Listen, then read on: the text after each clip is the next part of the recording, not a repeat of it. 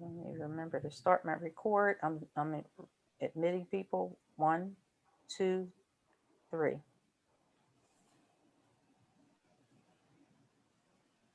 Let me know when to start. I will.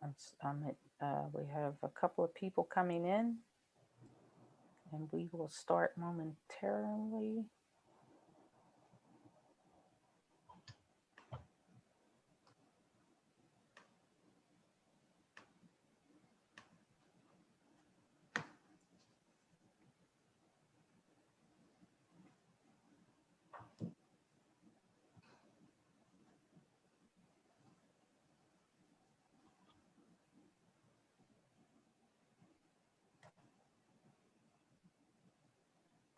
Welcome to our 2 participants who just joined us. You are in All of Us Research Program, being presented to you today by Dr.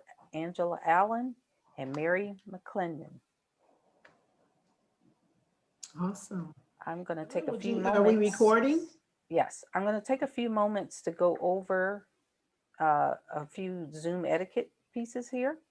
If you are going to open your cameras by starting your video, we ask that you stop video if you have to get up or move, or if you need to take care of something. And if you have any questions will be taken after the presentation by having you place your question in the chat. There are also information for everyone in the Hope and Help Room that can be found at www.easthillstream.com/FIPCO. And I am putting that in chat now and sending that out for everyone as well. So you'll be able to go there and you'll be able to find this information. And with that, I think we're going to need to start. So I'm going to turn it over to Dr. Angela Allen. Thank you very much, Evelyn. I appreciate the thoroughness and also the detailed information as it relates to Zoom. This is how we're living now. So I want to get started by first and foremost introducing myself, and then I like my colleague to introduce herself as well, and we'll just give brief introductions. As you all know, you are in the All of Us Research Program. To us, this is an extremely important program. To you, our objective is at the end, we're hoping that you feel the same way as well. So my name is Dr. Angela Allen. I am not a medical doctor. I am a researcher. I have a PhD, and my PhD is aligned with neurology and Alzheimer's disease. But I focus on various areas because of the way my work is conducted. I actually identify with various studies within the clinical setting, and I also mentor various healthcare professionals on how to collect data in a quantitative and qualitative way. Recently, during the COVID, my work has gone into the community setting, where I have looked at areas in which we, as not only as people, but as African American and Black and Brown, we call people, can address COVID in a very different way. I was fortunate enough prior to COVID-19 to be a part of this wonderful program called All of Us. And as we go through the presentation, you'll know why I chose to get involved with All of Us. I'm very honored to be the co-chair of the PEB, which is Participatory Engagement Board of All of Us at Arizona, which we lead in the numbers as it relates to number of people participating in the All of Us program. So I'll turn it over to my colleague, Mary McClendon, who will introduce herself. Good evening, everyone. My name is Mary McClendon, as Dr. Allen mentioned, and my background is 35 years of nursing, and my current role is working for Banner Health System in the clinics as a clinical service manager. So I manage family medicine, I manage addiction recovery, transitional care, and just after hours clinics. I was introduced to All of Us Research because we're in partnership with the University of Arizona, and Banner Health to get this information out to the community. And then as I was working with this program, I joined as a board member with the Participant Engagement Board, and through my sorority, and we've been communicating with the community and working with then Banner Health to try to get this information out to more people. So I'm excited about being a part of this program, and I think it's been needed for a long time for all races. Thank you very much, Mary. I appreciate it. So I'm going to go ahead because it looks like I'm running the slides. So I want to make sure. Did I do something? Did I make it smaller? Yeah, it looked like it got a little smaller, but it's still you can still read it. Yeah, okay, there we go. Sorry, I'm trying to run the slides here. Okay, so let's begin with the All of Us. So we just want to first of all share a little bit about what All of Us is. During these challenging times, we all want to do our part to stop to spreading COVID-19. Each of us is unique in how our bodies react to the virus, other diseases, and medicine is always considered unique. At the moment, healthcare is one size fits all. What do I mean by that? Well, if any of us, no matter what color we are, have a headache, we're all told to take Tylenol. If our blood pressure increases, we've been asked to take lisinopril, Cozar, you know the blood pressure medications they've informed us of. If our blood sugar is off whack, we've been all taught, no matter who we are, our color, our age, our gender, we've been all told to take a certain type of insulin. So the most important thing we want you to identify with, all of us, is what we're going to share with you and how this is going to enlighten your understanding of research. The All of Us research program is historic. It's a longitudinal effort to gather data for 1 million or more people living in the United States to accelerate research and improve health. By taking into account individual differences, their lifestyles, their socioeconomic status, their environment, and their biology, we as researchers will uncover paths towards delivering precision medicine or individualized prevention, treatment, and care for all of us.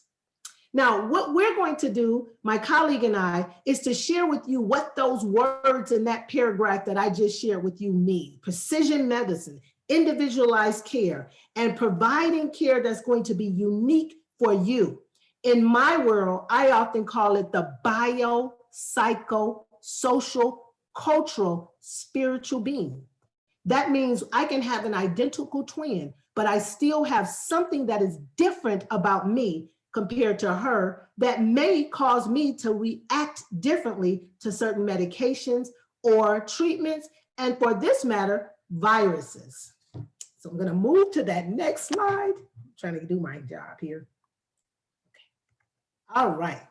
So in this presentation, we are going to show you a little bit about what I've just said regarding the All of Us study. So if my colleague can, I'm going to see if she can share a very brief video of what All of Us is. I'll turn it over to you.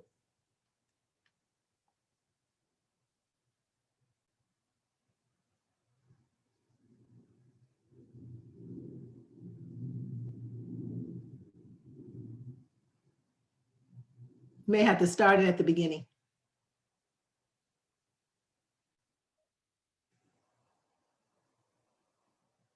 We can't hear it. That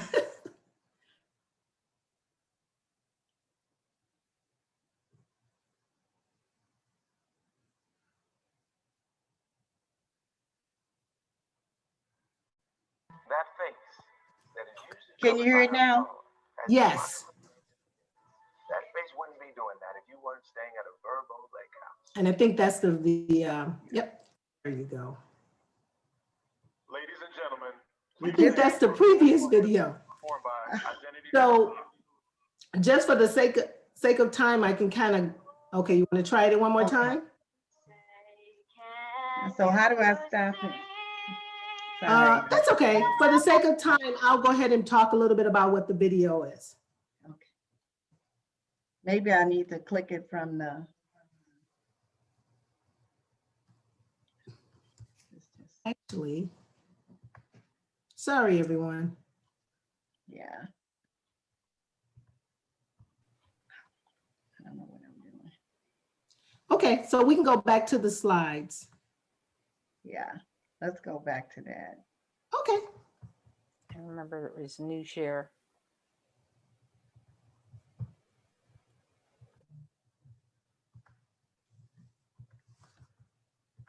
All righty. So basically what that video shared with you, or should have shared with you, is that we are all considered unique individuals. And so because we're considered unique individuals, we are treated a different way. So the next slide, I'm hoping will give you or enlighten you on what I'm referring to. Again, as I've shared with you in my first portion of the presentation, with the All of Us study, it is historic. It is a study that is allowing us to collect data throughout the country. It is a study that is asking for individuals to get involved. Those individuals are people who are of color, Black, brown, yellow, orange, and we consider different colors, as you all know, age, gender, and socioeconomic, all of the above.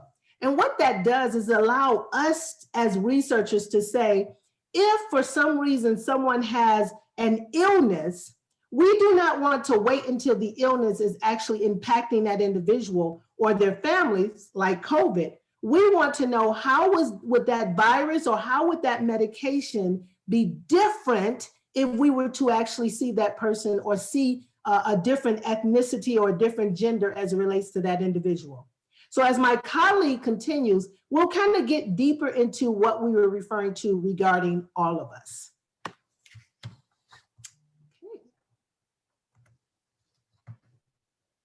All right, can everyone hear me? Okay, A little bit louder, if you could speak just a little bit louder. okay.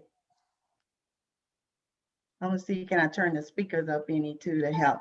Did that help at all? Yes, it does. Okay. So when you think of research, you look at the kinds of questions that we want to try to answer with research. So one of them is, how can we prevent the chronic pain that affects more than 100 million people across the US each year? And as we know, opioid addiction has really been at the forefront of healthcare because many people are becoming addicted, and doctors and healthcare providers are having a hard time trying to figure out what can we give these individuals that actually have real pain.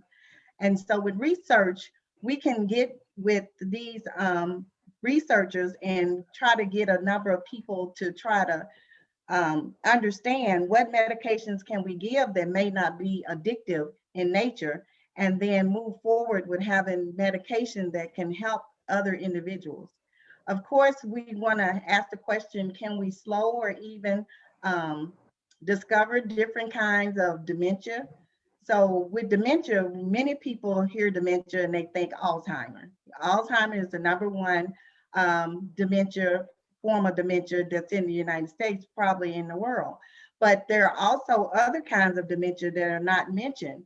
Vascular dementia, which is caused by hypertension over a long-term period for people. And as we know, people of color have always dealt with hypertension. So if we could find out which individuals are having what types of dementia, then maybe we can develop a different type of medication or a different type of treatment plan that would help those individuals so that we're giving them the right medications or the right treatment and they have the right people helping them. And of course, we always want to ask the question, how can we develop better treatments for diabetes, which affects 10% of Americans, or if we could prevent diabetes altogether? So research, a lot of times when people hear it, especially with diabetes, they don't want to start trying new medications because they feel like the doctor's experimenting on them. They try one medication, it doesn't work. They add more, that doesn't work. And so the research actually can help by looking at medications that are already out there. So recently they had some new research that came out for metformin. So if anybody knows anybody that's a diabetic or ever been a diabetic, they know that metformin is a top medication that's been used in the past to help for type 2 diabetes. But in the past, when they came out with metformin, it was actually tested on Caucasians. And so we've been utilizing metformin for all races. And then the recent study showed that it's very effective on African Americans, which is good because it's the first line medicine that most providers like to administer. And that if we can get more people that already take metformin or already take some medication that's out there to participate in studies, we can create a system where African American and any other minority people that will profit from different types of medications will improve, and we can just use what we already have. And of course, the other questions of developing more cancer cures. We know that there's all types of cancers out there, and you know, we have different organizations that are fighting the battle of cancer. They're taking up donations, but the main thing that they need is for people to participate in studies or to provide information on their treatment plan so that we can do a better job of administering medications that's going to work. So you know, we want to drive that local disparity down so that people of color or minorities or whoever, everybody has a seat at the table as far as new innovative medications and treatments. Next slide. So we want to, with all of us, they really want to understand the whole person.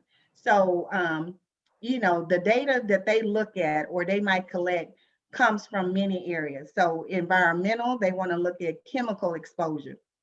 A lot of people may have hazardous jobs. They have occupational hazards that we might need to look at.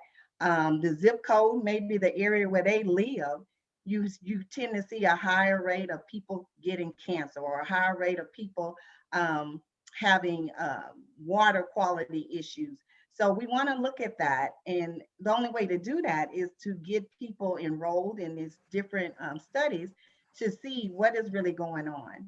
They also like to look at the biological and clinical aspects. So, you know, we've seen a big boost in mental health issues, you know, that people are concerned because of COVID. And even before that, we've always had an issue with mental health. So if we can do research and determine, you know, if this is part of the person's medical history, you know, do they have family history of mental health problems that we can head off at the beginning, the medications that we want to implement, and just electronic health records.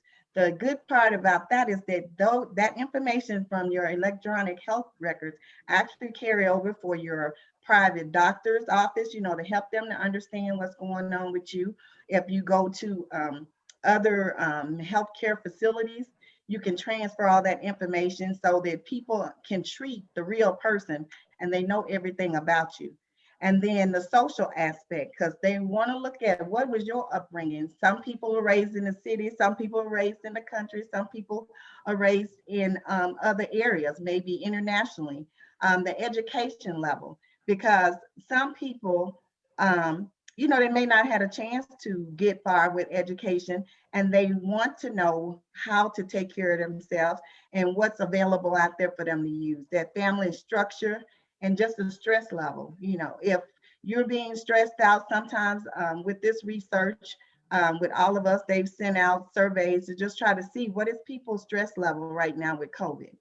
And behavioral, you know, are you a person that are exercising? Are you eating what you're supposed to be eating?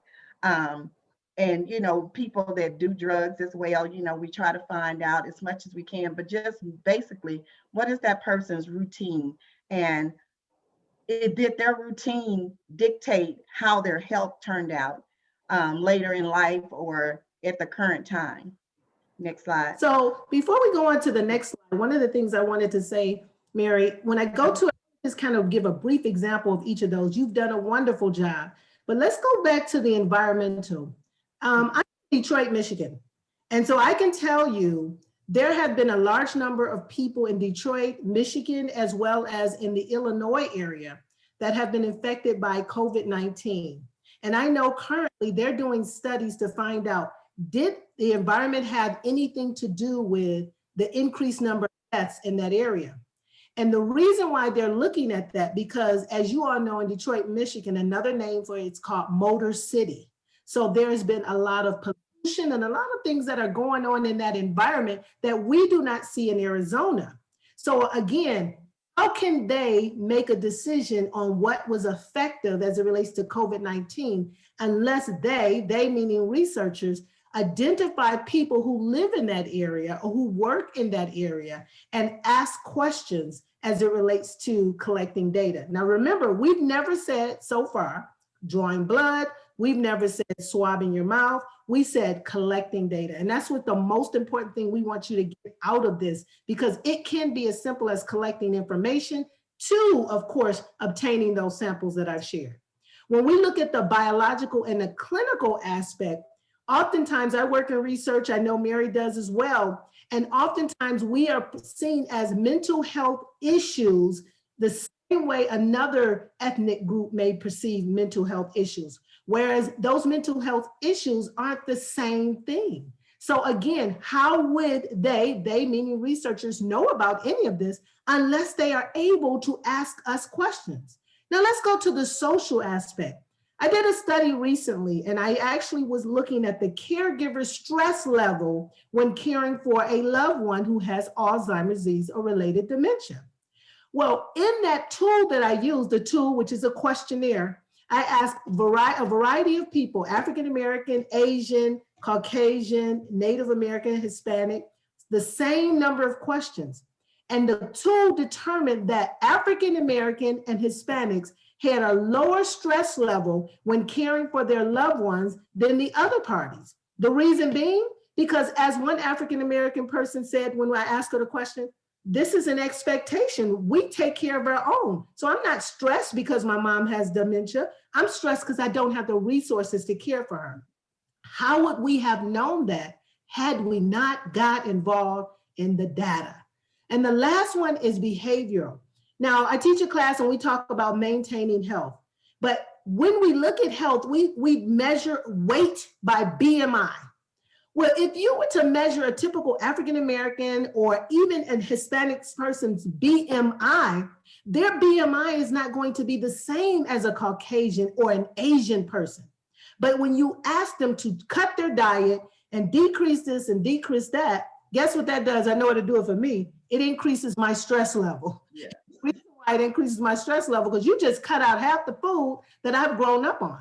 But how would we have known that had we not collected data? So this is what all of us is about. It's about learning us as an individual.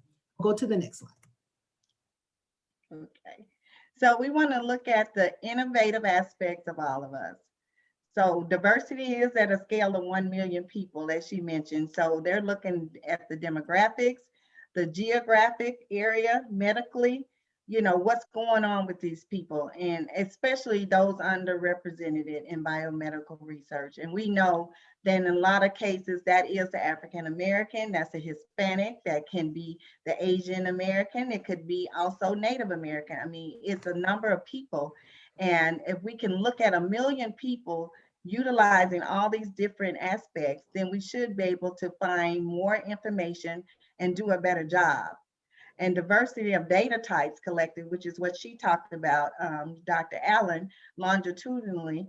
We're looking at clinical and environmental, but in genetics, because all of us have really been working on trying to get people's information about their DNA, just looking at behaviors and just that social economic aspect of their daily lives.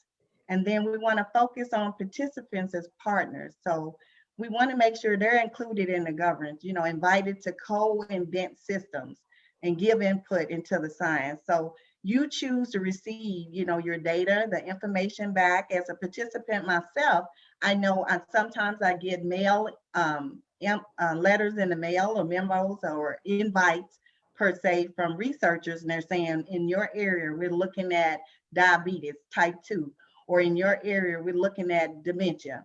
And then I, as a participant, have the right to decide, am I going to participate in that? Do I have time to participate in that? And I can decide yes or no, but at least my name is on the list so that if they do come up with something that I think I want to participate in, I feel like it will help the general body, I can participate at any time. So you're not penalized for participating and you're not penalized for not participating.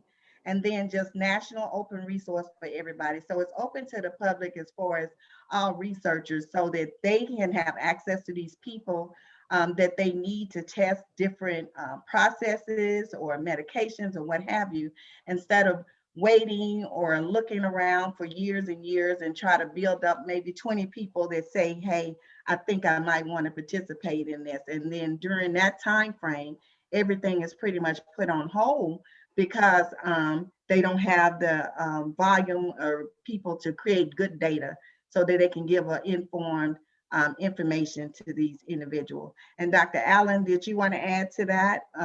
Oh, no, that's good. Okay. Next slide. So what is the promise for participants? Because, you know, as the average person, we always say, what's in it for me? You know, if I'm going to participate, I'm going to take time off from work, I'm going to, you know, show up to help them with this process, or even just fill out surveys or documents for them. What am I going to get out of this? Well, the main thing, you're going to have an opportunity to help fight disease and improve the health of future generations. So as a grandmother, I look at, you know, this is going to help my grandchildren when they come along, so they don't have to be a participant for something that's already been discovered before they even became an adult. So this is a long-term, over 10 years. I mean, they're going to be fighting these issues and hopefully have some information that'll be available for them. It's also a chance to learn about your own health, you know, including the personalized risk factors or exposures, because a lot of us, even when we go to the doctor, I know as a nurse, I've had individuals coming in and we're getting that social history, we're getting the medical history. And the first thing they tell me, oh, I don't know, you know, if information hadn't been passed down from my grandmother or the parent or whoever, they may not know about their own health. They know what the doctors told them over the years. But some of this might be hereditary, some might be predisposed just because of your color or your age or your gender. So that's what all of us can give you in that aspect. And it's the ability and choice to access your own data, including increasingly rich health records. So, you know, a lot of times I know most healthcare facilities tell you to sign up for the patient portal. So you can go in the patient portal and you can pull up your last lab results. You can pull up, you know, your appointments. You can pull up maybe some notes from the doctor if they sent you a message. But the difference between the data and accessing your information and records with all of us is they're giving you a little bit more. They're telling you, this is what we discovered when we did the research on you, you know, from your lab work and your DNA from whatever. And this is what some of the things we think you need to be aware of so that you can watch it for yourself. It's almost like when people teach you to drive and they give you control of the car and they're like, I'm gonna let you drive for a while. And then if you kind of get off the road, I'm gonna help you to get back on. And so that's kind of what access to your own data will do for you. And it's an opportunity to ensure that your community is included in the study that leads to new understanding and new treatment. So when we say including your community, I mean, we go out and we see people and we're speaking and in a certain race, you know, we want all of us to do well at the same time, not just me and my family and my household. We're doing good. We're on medication at work. We're following the doctor's orders, but we want to make sure that everybody has that opportunity. And that's what I like about with all of us. So as a board participant and then as a partner with working with the community, you know, I work with my sorority to make sure we get out there and we host informationals and different things, you know, health fairs, so that the community knows, one, that all of us is available and that what they can really do for them will really help in the long run. And it's a chance to learn about additional research opportunities that may or may not interest you. Like I mentioned on the other slide, is that you will get offers all day. Once you enroll, they'll contact you from time to time, but you choose what you want to participate in. And just a choice to meet others like you.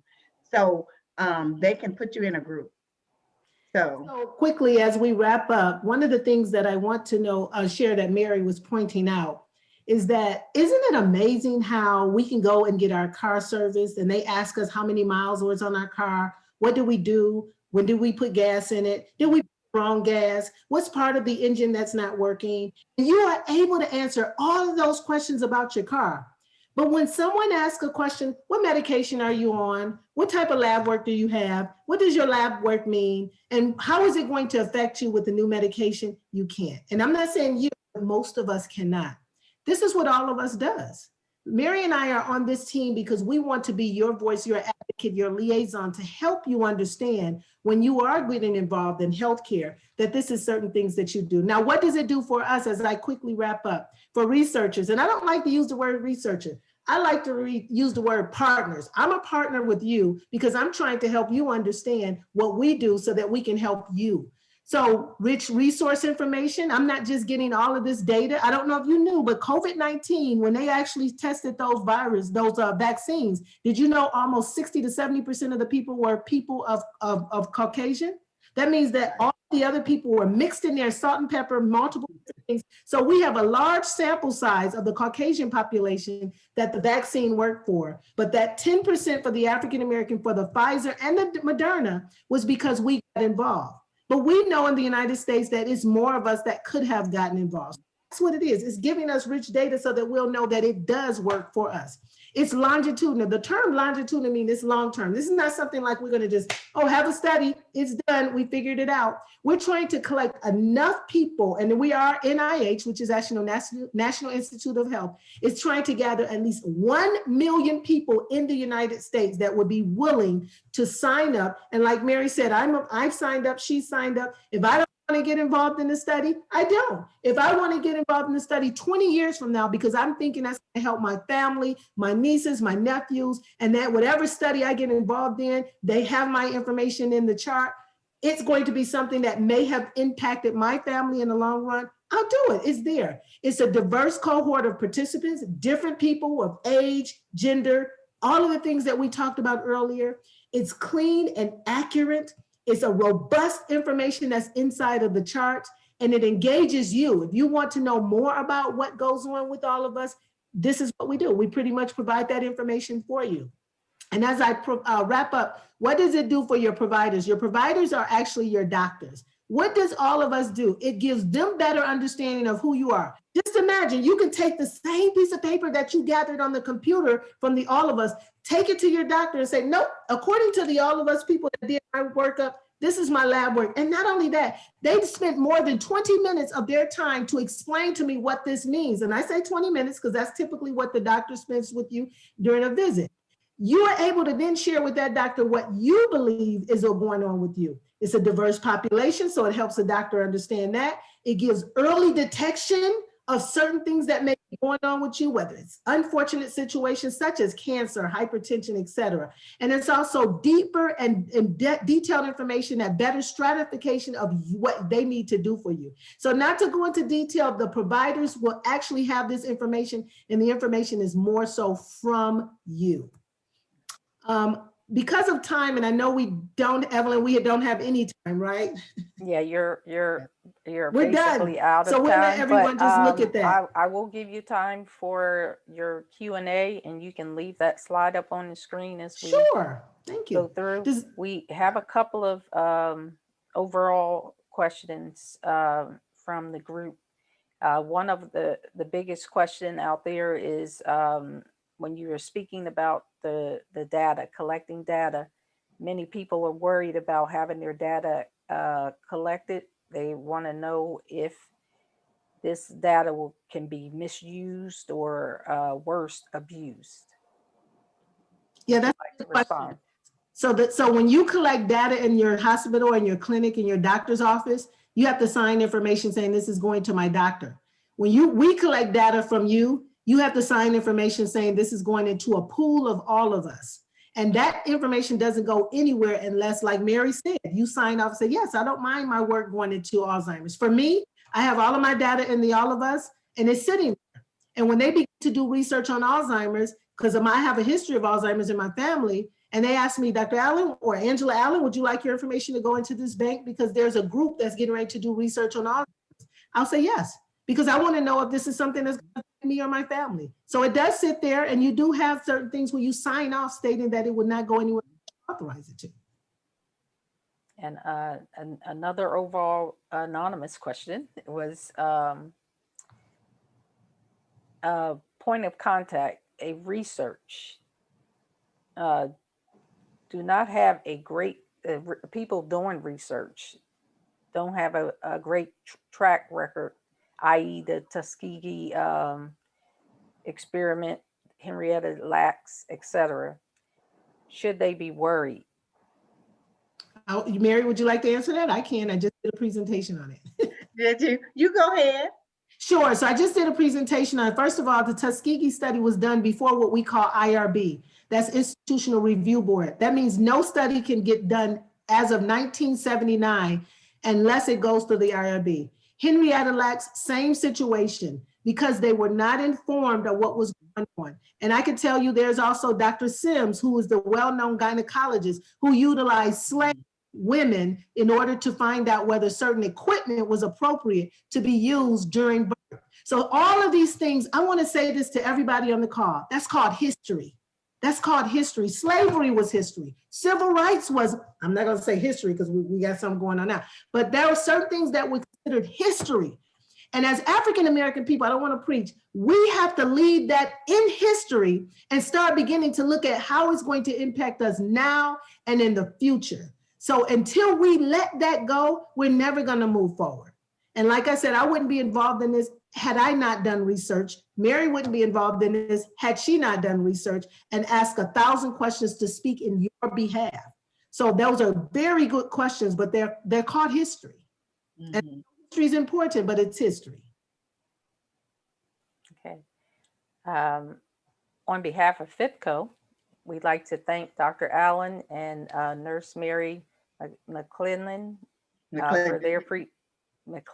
for their presentation this evening. We would also like to invite everyone on this that's on the presentation tonight to go visit the Hope and Help Room for more information about this presentation, and you can also pick up some links and to some videos and goodies in there. And you can visit at www.easthillstream.com /FIPCO, and it is now in the chat. So if you check out the chat, this presentation will also it has been recorded today, so it'll be available to you. If you go back to that site as well, www.easthillstream.com /FIPCO, and you click on the presentation from tonight, it will take you to the recording where you will get a chance again to view it and ask more questions. Dr. Allen and Nurse Mary McClendon, I would love to thank you guys for everything you did today. And audience, would you like to give a shout out by using your reaction buttons? You can clap, you can choose whatever it is that you want to do. Make some noise. Thank you. Thank you, Thank Deacon you. Urquhart. Thank you very much. We appreciate you all. Thank you both. Okay. Have a great evening. You too. All right. Thank you for Thank inviting you. us.